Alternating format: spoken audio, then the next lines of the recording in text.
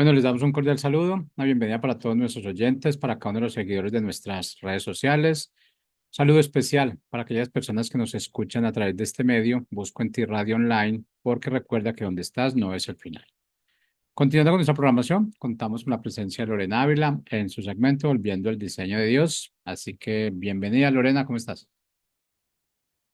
Hola Jorge, pues muy bien, gracias a Dios, ¿verdad? Una tarde más conectándonos con nuestros amigos de las redes sociales y muy agradecida con Dios por este tiempo.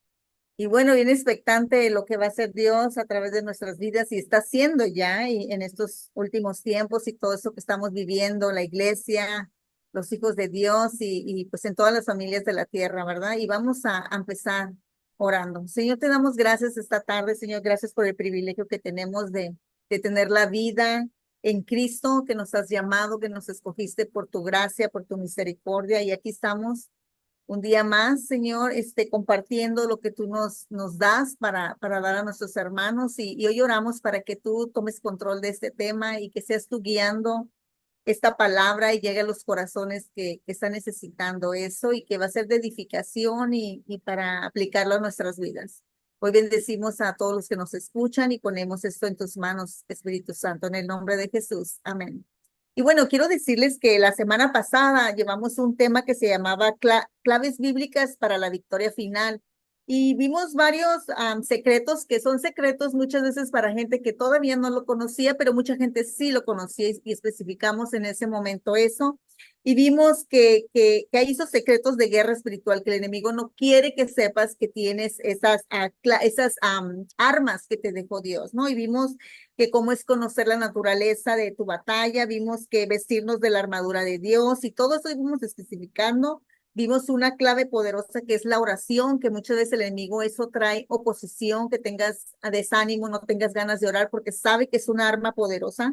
Y vimos cómo confiar en el poder de la sangre de Cristo y tantas otras claves que tenemos, ¿verdad? En esa victoria, para la victoria que estamos librando todos los hijos de Dios, porque cuando Dios te llama, empieza una batalla, una guerra, ¿no? Y entonces hoy es un seguimiento básicamente de esto, pero hoy estoy hablando, el tema va a ser, Dios está levantando a sus Elías. Dios está levantando a sus Elías. Y ese es el tema de hoy, que me voy a enfocar mucho en esto. Dios me dio una revelación y la semana pasada les prometí que se lo iba a compartir. Y vamos a empezar con el capítulo de Efesios 4, versículo del 11 al 13. Y dice así, él mismo constituyó a unos apóstoles, a otros profetas y maestros, a fin de perfeccionar a los santos para la obra del ministerio, para la edificación del cuerpo de Cristo, hasta que todos lleguemos a la unidad de la fe y del conocimiento del Hijo de Dios, a un varón perfecto a la medida de la estatura de la plenitud de Cristo. Y esto es algo bien poderoso, esto lo habló el apóstol Pablo, y yo quiero hablarles que todavía se sigue edificando. Hay muchos que dicen, ya no están los profetas, pero Dios dice aquí bien claro en su palabra que él mismo constituyó, o sea, Cristo cuando derramó los dones, cuando subió a lo alto con el Padre, dice que él derramó dones sobre los hombres y él dice que él constituyó a unos apóstoles, a otros profetas, maestros, a fin de perfeccionar a los santos. Y los santos somos tú y yo. Santos quiere decir apartados. Ya no estamos en el mundo, no somos una creación solamente, ahora somos hijos de Dios y por lo tanto nos aparta de la oscuridad para empezar esa nueva vida, ¿no? Esa nueva naturaleza que nos da. ¿Y qué dice? Para la obra del ministerio. Todos estos 5 ministerios son oficios que él establece en la iglesia.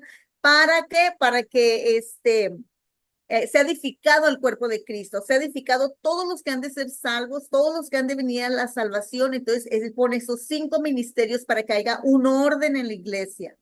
Y entonces, ¿qué es lo que te estoy diciendo? Dice que es para que todos lleguemos a la unidad de la fe. Quiere decir que cada uno va a aportar a la iglesia los dones que tiene para que otros sigan creciendo y nosotros mismos vayamos creciendo con los dones que tiene otro hermano. Sí, no todo se nos es dado, él repartió como quiso a cada uno y unos a otros nos estamos edificando de acuerdo al don y que nos ha dado, ¿verdad? Por eso es que dice que el cuerpo de Cristo esté unido, estemos congregándonos. quiero seguir adelante. Entonces quiero decir que hay mucha gente que dice que ya no son los profetas. No, es que ya no son los profetas operando como estaba en el tiempo antiguo. Ahora viene a confirmar lo que el Espíritu te dice. Ya no se escribe nada más en la palabra, ya no se dice algo más que ya de lo que está escrito. El profeta ahora viene nada más a confirmarte lo que el Espíritu te está hablando. El profeta te pone en el tiempo profético de lo que se está viviendo, alentando. Es como una atalaya que ve que vienen los peligros y alerta al pueblo, ¿no? Está teniendo una asignación así, pero necesita todavía el cuerpo de Cristo, la iglesia, que esté el oficio vigente, que esté esos profetas que está levantando Dios.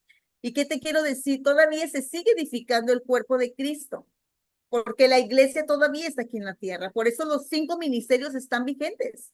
Los apóstoles llevan una asignación de ir abriendo iglesias en diferentes ciudades, países, sí, estableciendo el fundamento, poniendo el orden, estableciendo los pastores, estableciendo todo el cuerpo para que ministren a esos que han de congregarse y cuidarlas, a esas ovejas, a que vayan a estar conectados a la fuente de vida, ¿no? Entonces, todos están siendo vigentes, también el evangelista, el pastor, pero el profeta es algo de lo que quiero hablar hoy.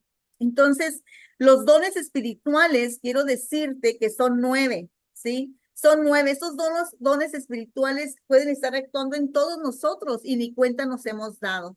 Sí, y esos dones son bendiciones de Dios que da a sus hijos para edificación de la iglesia, no es para jactarte ni para sentirte superior que otro. Eso viene de Dios, no viene porque lo merecemos o porque somos muy especiales, es porque Él lo quiso y así nos lo dio para ser de bendición a otros. Pero esos mismos dones también, por eso hablan la palabra pero Señor, yo te servía, yo hacía eso, yo hacía milagros, yo eso, sí, dice, apártate de mí, no te conozco, porque Él no dio fruto. Y el fruto es otra cosa que ahorita vamos a hablar. Entonces, ¿qué te estoy diciendo? Los 9 dones es la palabra de sabiduría, palabra de conocimiento, fe, sí, esa fe especial, eso es un don también. También son los dones de sanidad, ¿sí? Hay gente que tiene ese don de sanidad y que no se ha dado cuenta. Hay dones de milagros, hay gente que está con ese don y no lo ha puesto en práctica, pero vas a percibir que algo pasa cuando tú oras o crees y suceden milagros. Y a lo mejor no estás en la iglesia, a lo mejor ni siquiera estás en Cristo, pero está operando en ti ese don. Sí, también está las profecías, el discernimiento de espíritus, hablar diversas lenguas y interpretación de lenguas. Esos son los dones del espíritu. Entre otros dones que operan por el mismo espíritu está el ánimo, o sea, no necesariamente vamos a operar en todo esto, pero puede ser que estés en estos dones o tengas 2 o 3 dones, como él quiera. Muchas veces hay personas que tienen varios dones, no nada más uno. ¿Por qué? Porque a Dios le plació así.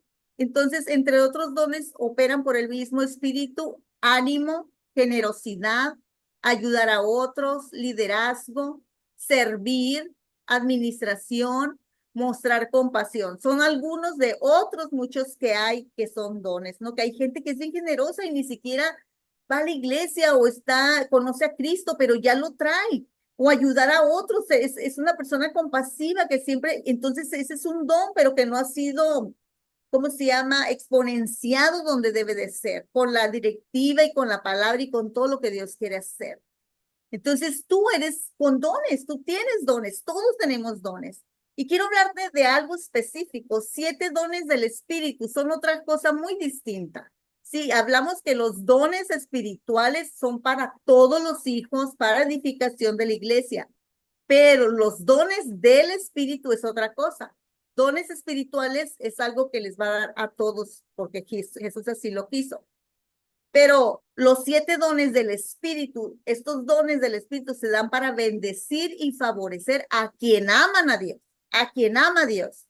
Estos 7 dones empiezan a tener un potencial dentro de ti. ¿Por qué? Porque guardas sus mandamientos, porque decides consagrar tu vida a Dios, porque Él ve la intención de tu corazón de despojarte y de trabajar en el fruto, ¿sí? Que depositó Dios en ti.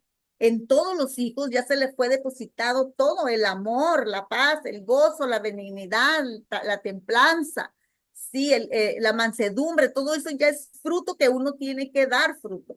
tiene que dar fruto en tu carácter, en tu forma de ser y todo, no es por los dones. Allí es algo que Dios ve tu intención, tu disponibilidad a morir a tu yo, entonces empieza a ejercer en ti estos 7 dones del Espíritu que te voy a hablar, que quiere decir, estos 7 dones son sabiduría, inteligencia, consejo, fortaleza, ciencia, piedad y temor de Dios.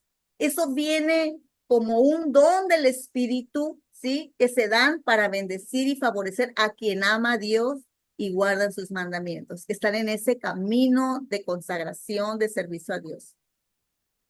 Y quiero decirte, la ciencia nos capacita para discernir entre lo verdadero y lo falso, entre la luz y la oscuridad. Nos guía en la búsqueda de la verdad, que trasciende los límites de la razón humana y nos lleva a profundizar en el conocimiento de Dios, de su plan para nosotros y la humanidad. Entonces quiero decirte que la ciencia, ese es uno de los dones del Espíritu que nos da a los hijos cuando decidimos seguirlos, renunciar a mi yo, renunciar a todo aquello que para servir a Él, porque Él mismo lo pone, pero es tu decisión hacerlo o no hacerlo, ¿verdad? Porque a todos nos llama, dice que muchos son los llamados, pocos los escogidos, quiere decir que muchos no quieren ser de los escogidos, no porque Dios no quiera. Y entonces, y nos lleva a profundizar en ese conocimiento de Dios, de su plan para nosotros y para la humanidad, porque hay un plan para nosotros, ¿verdad? Porque esa luz que llegó a nosotros no es para que nos alumbre afuera y que veamos todo lo exterior. Esa luz viene para alumbrar dentro de nosotros, para podernos ver la condición que estamos y cada día nos vaya llevando en esa luz en luz hasta que el día sea perfecto. Entonces esa luz viene hacia adentro, primeramente, ¿verdad? A nosotros mismos, a profundizar en el conocimiento de Dios, su plan para nosotros y a la humanidad llevar. O sea, todo esto que está haciendo nosotros lo vamos a llevar a la humanidad, todo aquello que nos está mostrando el Señor. Y el Señor hace que el hombre entienda las cosas en la forma en como Él las entiende. Y bueno, quiero que veamos Salmos 32:8. Dice así, te haré entender y te enseñaré el camino en que debes andar. Sobre ti fijaré mis ojos. Esa es una promesa de Dios. Yo cuando la vi me brincó mucho y aparte que es pequeño, es una porción pequeña de escritura, la puede uno memorizar y cree lo que llegó el tiempo que la ocupé donde yo estaba en un momento, en una encrucijada, en un momento decisivo para pasar un desierto y se resistía mi carne ir al desierto porque me dolía, porque era un rompimiento, por muchas cosas. Y entonces quería mi carne ir a lo viejo, a lo conocido y quería quedarme, ¿no? Allí. Y el Señor me sabía que tenía que ir al desierto, que tenía que cruzar con todo y el dolor y todo. Entonces yo le gritaba y le decía, Señor, tú dijiste que me harías entender y me enseñarías el camino que debo andar. Y yo le decía, fija tus ojos sobre de mí, no me dejes volver atrás. Llévame a lo nuevo, quiero ir de tu mano. Y fue doloroso, pero salí y ahora le di mayor gloria a Dios porque veo cómo cuando dice que te lleva en gloria, quiere decir que hay en batalla. Y cada vez las batallas van a ser más diferentes, más fuertes, porque te lleva a una mayor gloria, demostrar la gloria de Dios en tu vida, demostrarte el poderío de Dios que está en ti y que te lleva a una mayor fe para dar testimonio de ese Dios poderoso, ¿verdad? Entonces yo quiero decirte que cuando habla yo te haré entender y te enseñaré el camino, pues muchas veces no queremos oír las cosas difíciles, ¿no? Y hay muchos que quieren que sus oídos sean endulzados. Pero recordemos que la palabra es inspirada por Dios y dice que en 2 de Timoteo 3:16, en la Nueva Traducción Viviente, dice esto, ¿no? Perdón, en la Reina Valera 1960. Dice esto que la palabra es inspirada por Dios, es útil para enseñar, para reprender, para corregir y para instruir en justicia. Entonces, yo quiero decirte que sabemos que Dios es amor y por eso mismo busca salvarnos de nosotros mismos, porque nosotros mismos nos boicoteamos, ¿no? Entonces, quiero decirte que cuanto más diestros nos volvamos en las escrituras, más evidente y clara es la línea entre lo verdadero y lo falso. Tenemos que alimentar más esa parte espiritual que es esa nueva naturaleza para que cada día tenga menos oportunidad la carne de llevarnos a lo incorrecto, a lo falso, al engaño, ¿no? ¿Por qué? Porque la palabra es nuestra salvaguarda. Ella nos va a guardar de todo eso engaño, de todo eso falso, ¿no? Y recordemos que el enemigo es especialista en imitaciones de Dios, es especialista, es experto en espejismos y maestro del engaño. Y si tú o yo seguimos en el conocimiento nada más superficial de lo verdadero, ahí por encimita, lo que, ay, voy a hacer mi devocional y se acabó, no. Todo el día estás haciendo las cosas naturales, llenándote de las cosas de la música, de eso, de todo lo que es del mundo. ¿Sabes qué? Tu espíritu está débil. Entonces, por lo tanto, tu carne va a estar fortalecida para recibir todo lo que es del mundo, de lo que el enemigo astutamente te pinta como bueno. Entonces, careceremos de la sabiduría para separar lo precioso de lo que no tiene valor. Y mucha gente se está enfocando en lo bonito, en lo que se ve bien, pero no tiene valor. Y nada de lo que está en este mundo va a ser eterno. Todo va a perecer, nada nos vamos a llevar. Entonces, los ojos sin adiestramiento, ¿sí? No pueden fácilmente confundir la imitación con lo auténtico. Si ustedes ven algo auténtico, material de una bolsa, de una marca y todo, y ustedes están relacionados en esa marca y la han tenido y todo, pues ustedes saben distinguir la originalidad de lo que es imitación.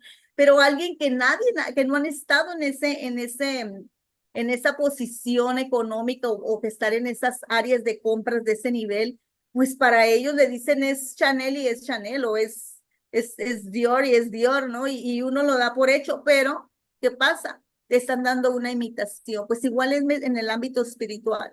Cuando tú estás adiestrándote en la palabra y todo, te van a traer algo como auténtico, pero tú lo vas a distinguir porque Dios te da una sabiduría, porque estás alimentado en lo espiritual y esa sabiduría de Dios te lleva a separar, ¿verdad? Lo precioso de lo que no tiene valor. Entonces quiero decirte que el enemigo siempre te hablará como si fuera el Señor. Siempre va a ser un imitador y va a buscar que él hacerse pasar como Dios, como que él te habla. Pero incitará, sí, te incitará por la autocompasión. Ahí vas a detectar lo que no es Dios. Te va a llevar por la autocompasión, por las heridas del pasado y oirás el pronunciamiento de bendiciones por venir.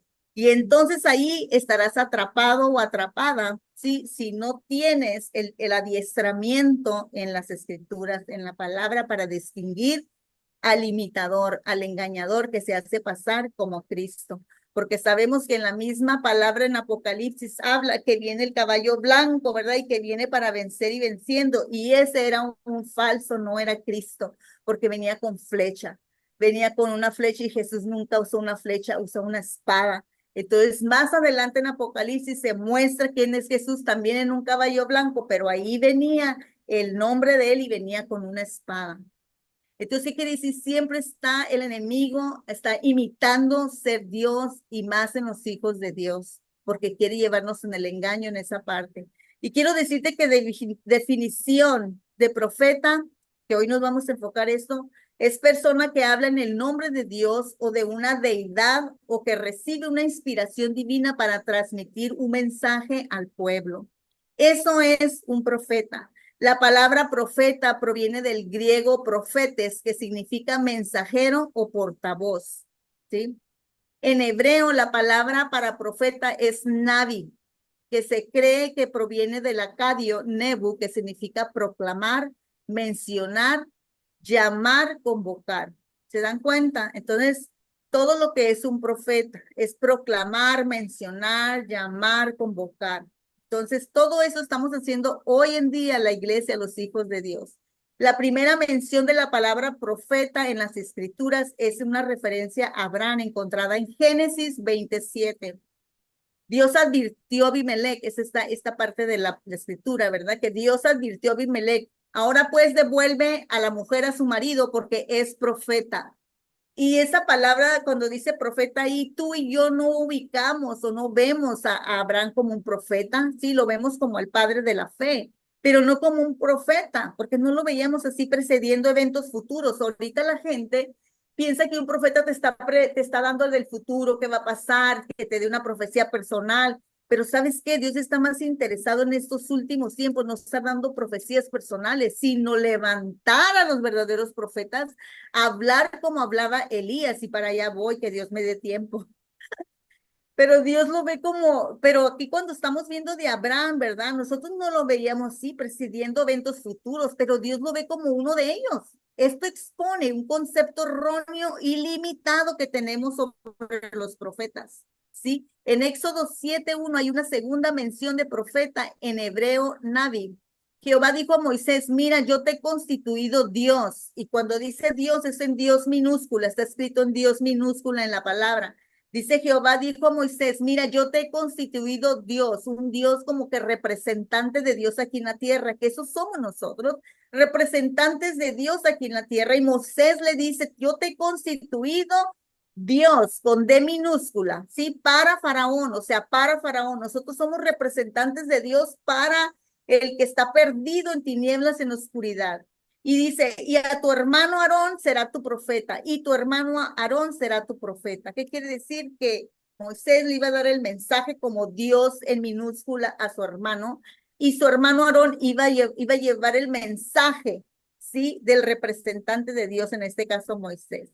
Esta escena es inmediatamente después de que Moisés compartió su falta de habilidad para hablar claramente y afirmar que no podía aparecer ante Faraón. Aunque esto disgustó mucho a Dios, nombró a Aarón como hermano mayor de Moisés, como el representante de Moisés.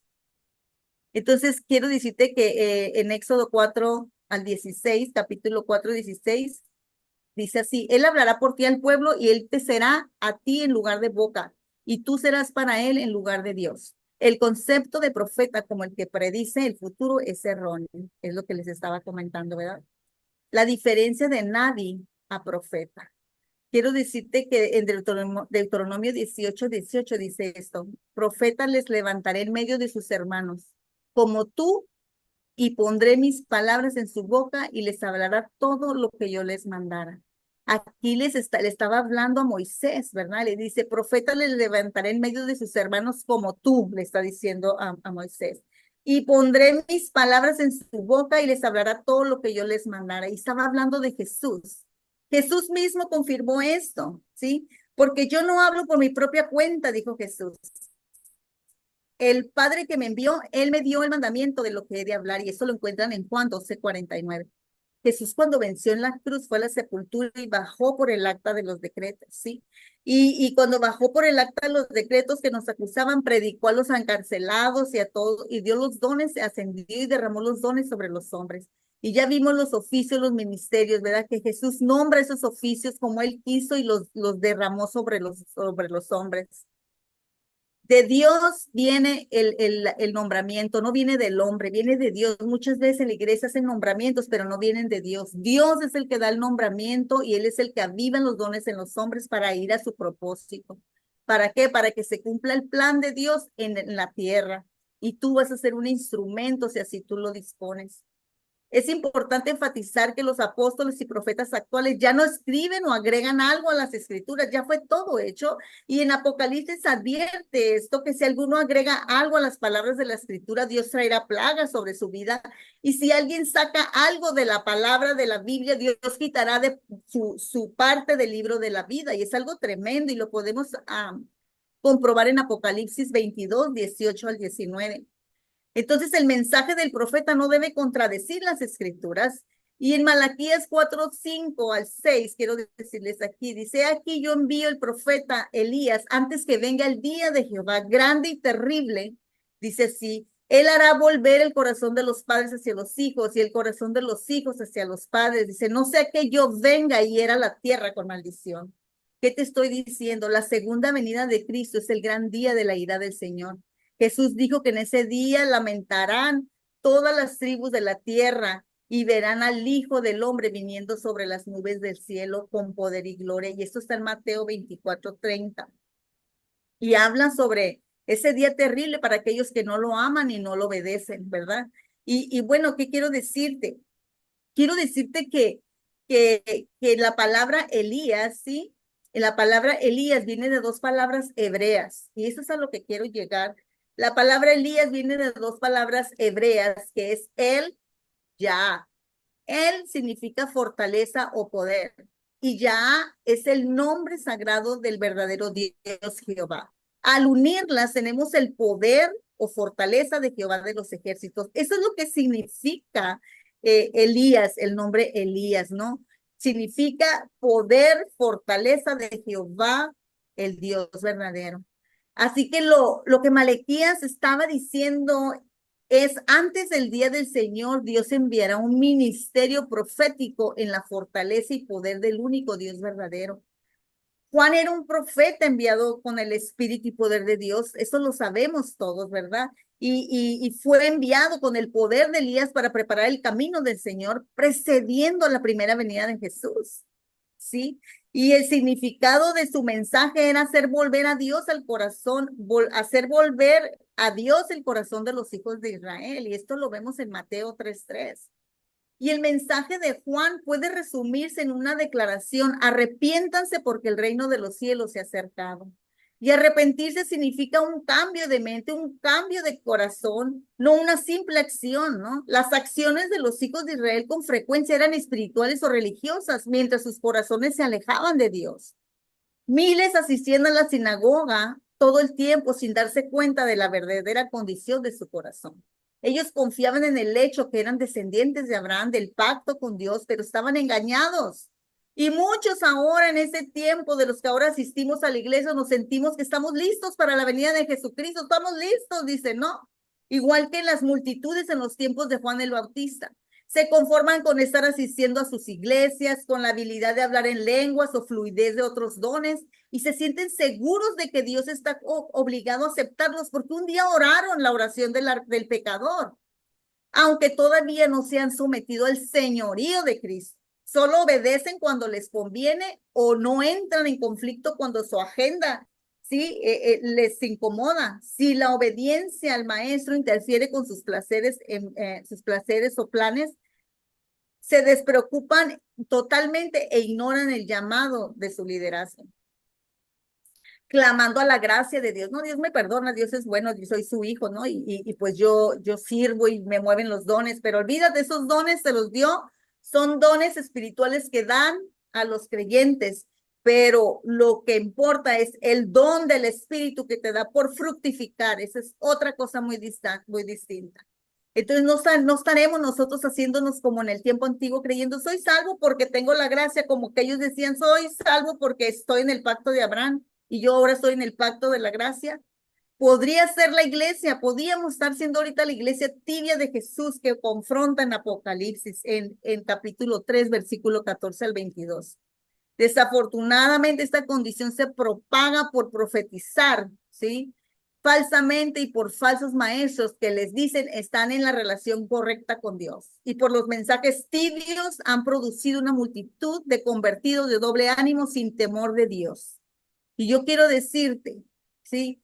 Yo desearía, dice en Primera de Corintios 14:5, yo desearía que todos pudieran hablar en lenguas, pero más aún me gustaría que todos pudieran profetizar, pues la profecía es superior que hablar en lenguas, a menos que alguien interprete lo que dice, para que toda la iglesia sea fortalecida.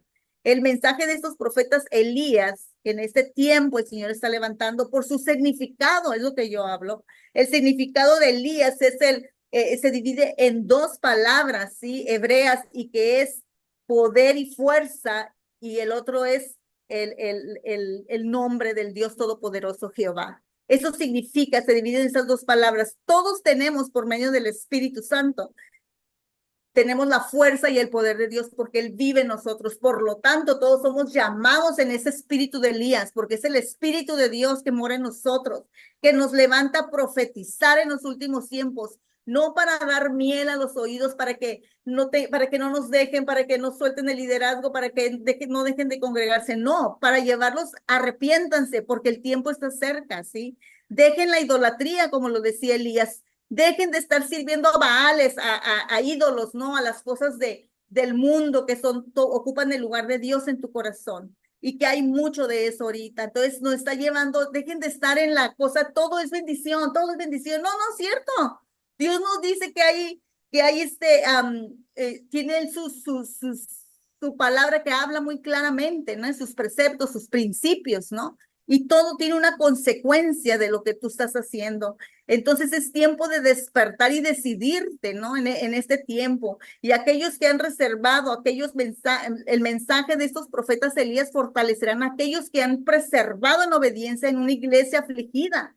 Sus palabras traerán nuevamente claridad a los propósitos de Dios para los tiempos finales de la iglesia. Y eso es lo que quiere el Señor hacer en este tiempo.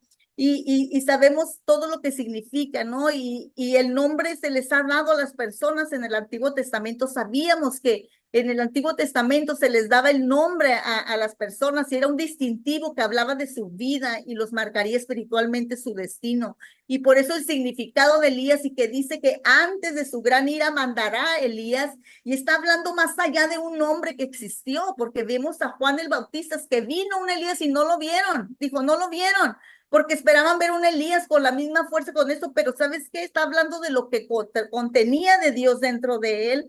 Igual en Juan el Bautista, ahora en estos tiempos, nos está levantando como esos Elías para hablar la verdad, para hablar, a confrontar, a exhortar, a corregir, a dirigir a lo que es la palabra, ¿sí? Y entonces yo quiero decirte que Malaquías estaba diciendo que antes del día del Señor enviaría un ministerio profético en la fortaleza y poder del único Dios verdadero por su espíritu que vive en nosotros, ¿sí? Y hoy quiero terminar con esta palabra, dice segunda de Timoteo, ya lo vimos, que dice que la palabra, ¿verdad?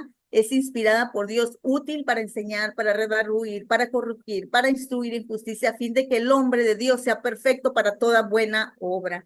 Y quiero decirte que para corregir y para instruir tiene que haber confrontación para poder edificar sobre el fundamento. No corregir, instruir y sí, todo muy suavecito y no estás edificando sobre la roca. Tenemos que levantarnos para corregir, instruir y confrontar cuando el Espíritu nos está dando discernimiento de las cosas que están por venir y están viviendo.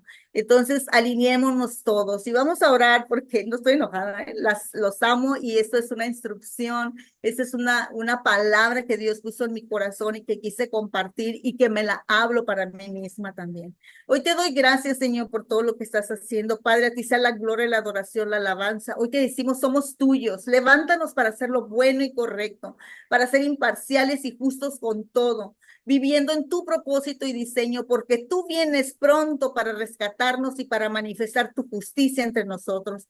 Benditos todos los que se aseguran de cumplir esto, Señor. Hoy bendigo a mis hermanos, a todos los que nos están viendo y nos cubrimos con la sangre de Cristo en el nombre de Jesús. Amén. Amén, amén.